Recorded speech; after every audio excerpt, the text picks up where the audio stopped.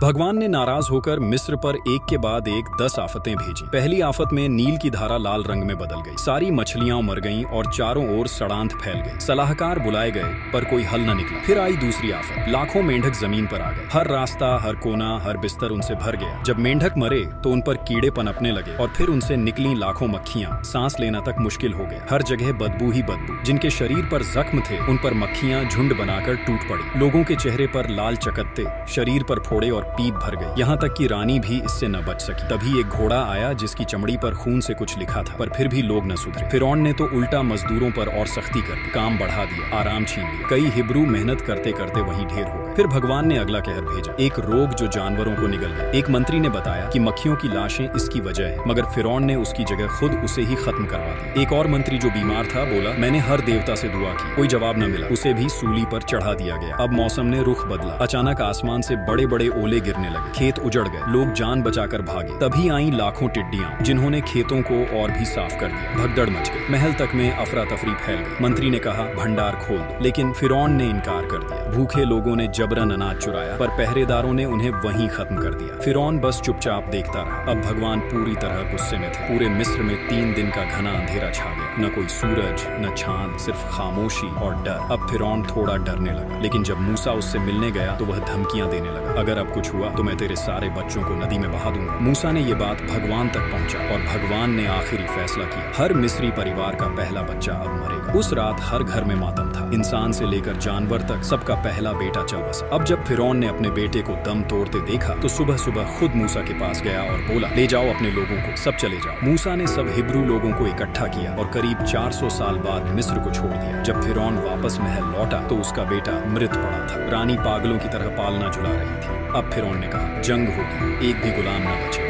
उधर मूसा समंदर के किनारे पहुंचा। उसने तलवार उठाकर लाल सागर की ओर फेंकी और रास्ता मांगा। अगली सुबह देखा समंदर 2 हिस्सों में बंट गया था। सूखी जमीन दिखने लगी। सब लोग चल दिए। पीछे से फिरौन अपनी पूरी फौज लेकर हमला करने आया। तभी बिजली चमकी, बवंडर उठा और समंदर का पानी वापस पलट गया। पूरी मिस्री फौज बह गई। फिरौन भी पानी में समा गया, लेकिन भगवान ने उसे जिंदा छोड़ा। मूसा किसी